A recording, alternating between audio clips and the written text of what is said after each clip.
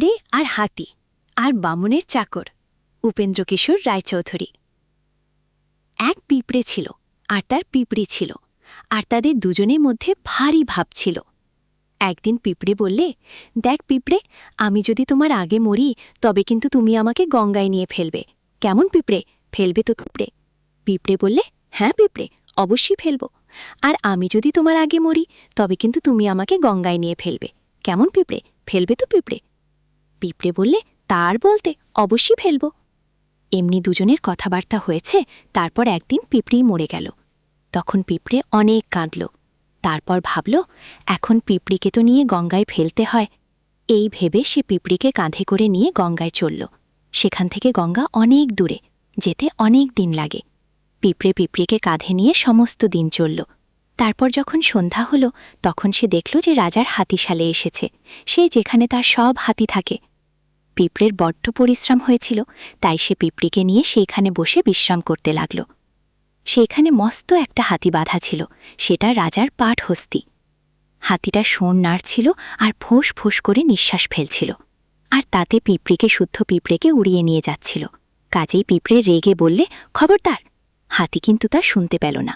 সে আবার নিঃশ্বাস ফেললে, আবার তাতে পিঁপড়েকে উড়িয়ে নিল। তাই পিঁপড়ে আরও রেগে খুব চেঁচিয়ে বলল, এইও, খবরদার! ভালো হবে না কিন্তু। হতভাগা পাজি হাতি ভাবলে, ভালো রে ভালো, ওখান থেকে কে আমায় চিঁচি করে গাল দিচ্ছে? আমি তো কাউকে দেখতে পাচ্ছি না। এই বলে সে তার পা দিয়ে সে জায়গাটা ঘষে দিলে। পিঁপড়ের তো এখন ভারী বিপদ। সে ভাবলে, মাগু, এই বুঝি পিষে গেল। কিন্তু তারপরেই সে দেখলে যে সে পিষে যায়নি। হাতির পায়ের তলায় যে ছোট ছোট গর্ত থাকে, তারই একটায় ঢুকে সে বেঁচে গিয়েছে, আর পিঁপড়িকেও ছাড়েনি। তখন আর তার আনন্দ দেখে কে? সেই গর্তের ভেতরে বসে সে হাতির পায়ের মাংস খুঁড়ে খেতে লাগল। যতক্ষণ না সে পিঁপড়িকে নিয়ে একেবারে হাতির মাথার ভেতরে গিয়ে ঢুকেছিল, ততক্ষণে সে খুঁড়তে ছাড়েনি। হাতির কিন্তু তাতে ভারী অসুখ হল। সে খালি মাথা নাড়ে আর চেঁচায় আর পাগলের মতন ছুটোছুটি করে। সকলে বললে, হায় হায়, হাতির কি হল? তারা কেউ জানে না যে হাতির মাথায় ভেপড়ে ঢুকেছে। যদি জানত আর হাতির পায়ের তলায় খুব করে চিনি মাখাতো, তাহলে সেই চিনির গন্ধে পিঁপড়ে তক্ষুনি বেরিয়ে আসত। কিন্তু তারা তো আর তা জানে না। তারা বদ্যি ডাকল, ওষুধ খাওয়ালো, আর তাতে হাতি মরে গেল। সেদিন রাত্রে রাজামশাই স্বপ্ন দেখলেন যে তার হাতি যেন এসে তাকে বলছে, মহারাজ, তোমার জন্য আমি অনেক খেটেছি, আমাকে নিয়ে গঙ্গায় ফেলবে। সকালে ঘুম থেকে উঠেই রাজামশাই হুকুম দিলেন, আমার হাতিকে নিয়ে গঙ্গায় ফেলতে হবে। তক্ষুনি ৩০০ লোক সেই হাতির পায়ে মোটা দড়ি বেঁধে তাকে হেইয়ো হেইয়ো করে টেনে নিয়ে গঙ্গায় চলল। ভয়ানক বড় হাতি, তাকে টানা মুশকিল। সেই লোকগুলি তাকে নিয়ে খানিক দূরে যায় আর দড়ি ছেড়ে দিয়ে বসে হাঁপায়। এমন সময় হয়েছে কি, সেইখান দিয়ে এক বামুন ঠাকুর যাচ্ছেন, তার সঙ্গে এক চাকর। সেই লোকগুলিকে বসে হাঁপাতে দেখে সেই চাকরটা বললে, ইঁদুরের মতো একটা হাতি, তাকে টানতে গিয়ে ৩০০ লোক হাঁপাচ্ছে, আমি হলে ওটাকে একলাই নিয়ে যেতে পারি। এই কথা শুনেই তো সেই ৩০০ লোক লাফিয়ে উঠল। তারা বললে, কি, এত বড় কথা? আমরা ৩০০ লোক যা পারছি নে, তুই একলাই তা করতে পারবি? আচ্ছা, এর বিচার না হলে তো আমরা আর তার হাতি টানছি না। চল বেটা, রাজার কাছে চল, দেখব তুই কেমন জোয়ান।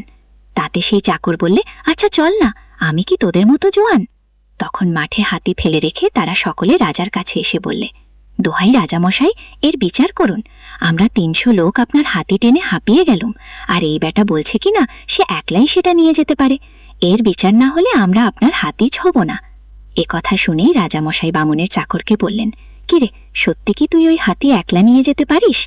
চাকর জোর হাতে নমস্কার করে বললে, মহারাজের যদি হুকুম হয় তবে পারি বই কি, কিন্তু আগে আমাকে পেট ভরে 4টি খেতে দিতে হবে। রাজা বললেন, দাও তো ওকে 1 সের চাল আর ডাল তরকারি, আগে পেট ভরে খেয়ে নিক, তারপর হাতি নিয়ে যেতে হবে। তাতে সে চাকর হেসে বললে, 1 সের চাল তো ঝাড়ুওয়ালা খায়, তাতে কি হাতি টানা চলে? রাজা বললেন, তবে তুই কি চাস? চাকর বললে, মহারাজ, বেশি আর কি চাইব, এই মন 2 চাল, 2টো খাসি আর 1 মন দই হলেই চলবে। রাজা বললেন, আচ্ছা তাই পাবি, কিন্তু খেতে হবে সব। চাকর বললে, যে আজ্ঞে মহারাজ।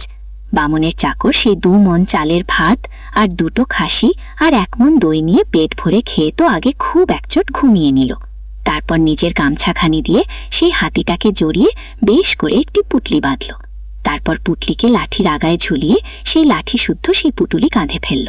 তারপর গন্ডা দশেক পান মুখে গুজে গান গাইতে গাইতে গঙ্গায় চলল।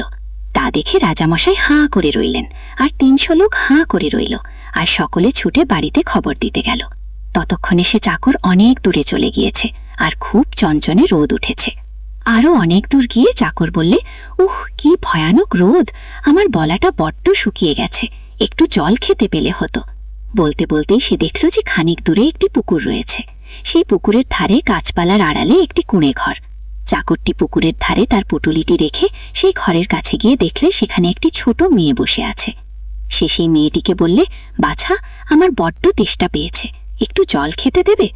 মেয়েটি বললে, মোটে 1 জালা জল আছে, তোমাকে যদি দিই তবে বাবা মাঠ থেকে এসে কি খাবেন? এ কথা শুনে চাকর রেগে বললে, বটে, তুই একটু জল খেতে দিবি নে? আচ্ছা, দেখি এরপর তোরা কোত্থেকে জল খাস। এই বলে সে সেই পুকুরে নেমে চো চো করে জল খেতে লাগলো।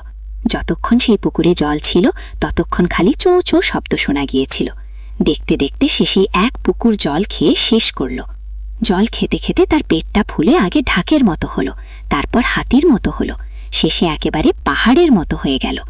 এমনি করে পুকুরের সব জল খেয়ে বামুনের চাকর দেখল যে সে জল আর কিছুতেই তার পেটে থাকতে যাচ্ছে না। তখন সে আর কি করবে, তাড়াতাড়ি একটা বটগাছ গিলে ফেলল।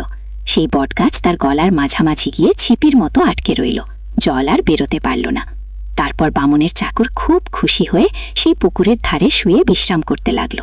তার পেটটা তাল গাছের চেয়েও উঁচু হয়ে উঠল, যেন একটা পাহাড়। সেই মেয়েটির বাপ তখন মাঠে কাজ করছিল। সে সেই পাহাড়ের মতো পেট দেখে ভাবল, বাবা, না জানি ওটা কি, বলে সে তাড়াতাড়ি বাড়িতে ছুটে এলো। সে বাড়িতে আসতেই তার মেয়ে বললে, বাবা, দেখ কি দুষ্টু লোক, আমার কাছে জল চেয়েছিল, ঘরে 1 জালা বই জল নেই, ওকে দিলে তুমি এসে কি খাবে, তাই আমি জল দিইনি বলে আমাদের পুকুরের সব জল খেয়ে ফেলেছে। বলতে বলতে তারা দুজনে সেই চাকরের কাছে এলো।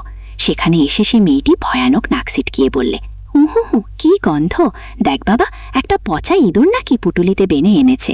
এই বলে সে এক হাতে নাকে কাপড় দিয়ে আর এক হাতের 2 আঙুলে সেই হাতি শুদ্ধ পুটুলিটা ছুঁড়ে ফেলে দিল। সে পুটুলি পড়ল গিয়ে একেবারে সেই গঙ্গায়। আর মেয়ের বাপ করেছে কি, কষে কোমর বেঁধে মুখ খামুটি করে মেরেছে বামুনের চাকরের 1 লাথি। সে কি যেমন তেমন লাথি, লাথির চোটে সেই বট গাছের ছিপি শুদ্ধ তার পেটের সব জল বেরিয়ে ঘর বাড়ি জিনিসপত্র মেয়েটে একেবারে ভাসিয়ে নিয়ে গেল। বাকি রইল খালি মেয়ের বাপ আর বামুনের চাকর। তখন তারা দুজনে মিলে কোলাকুলি করতে লাগলো। কোলাকুলি শেষ হলে সেই মেয়ের বাপ বললে, আরে ভাই, তোর মতন জোয়ান তো আর কোথাও দেখিনি, 1 পুকুর জল খেয়ে সব শেষ করলি। বামুনের চাকর বললে, ভাই, তোর মতন জোয়ানও তো আমি আর কোথাও দেখিনি, 1 লাথিতে আমার পেট হালকা করে দিলি। এই কথা নিয়ে তখন তাদের মধ্যে ভারী তর্ক আরম্ভ হলো। এ বলে তুই বেশি জোয়ান, ও বলে তুই বেশি জোয়ান। এখন কার কথা ঠিক তা কে বলবে? অনেক তর্ক করে তারা এই ঠিক করলে, চল একটা খুব বড় বাজারে গিয়ে দুজনে কুস্তি লড়ি, তাহলেই দেখা যাবে কে বেশি জোয়ান। এই বলে তারা দুজন কুস্তি লড়তে বাজারে চলেছে। এমন সময় এক মেছুনির সঙ্গে তাদের দেখা হলো। মেছুনি ঝুড়িতে করে মাছ নিয়ে বাজারে বেচতে যাচ্ছিল। তাদের দুজনকে দেখে জিজ্ঞেস করলে, হ্যাঁ গা, তোমরা কোথা যাচ্ছ? তারা বললে, বাজারে যাচ্ছি কুস্তি লড়তে। তা শুনে মেছুনি বললে, বাজার তো ঢের দূর বাছা, এত কষ্ট করে তোরা সেখানে যাবি কি করতে? তার চেয়ে আমার ঝুড়ির ভিতরে এসে কুস্তি কর। কুস্তি করতে করতে যার দিকে ঝুড়ি ঝুঁকে পড়বে আমি জানব তারই হার হয়েছে।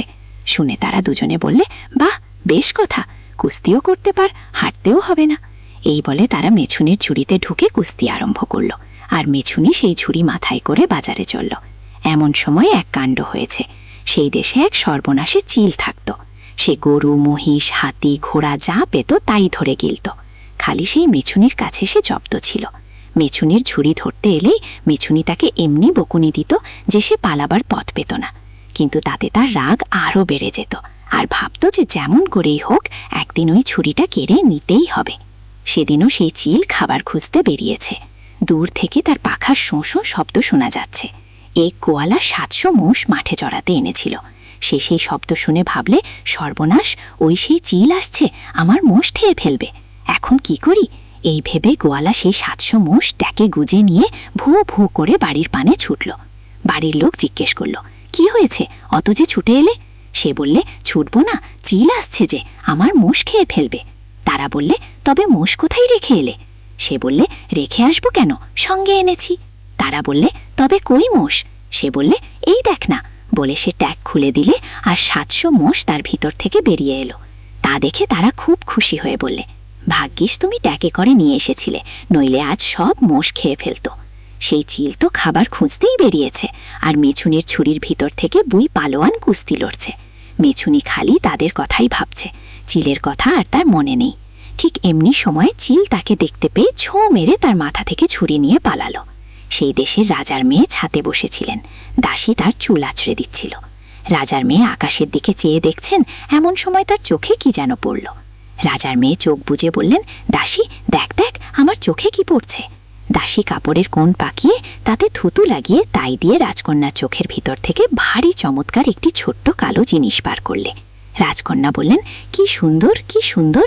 দাসী, এটা কি? দাসী বলতে পারলে না সেটা কি। বাড়ির ভেতরে সকলে দেখলে, কেউ বলতে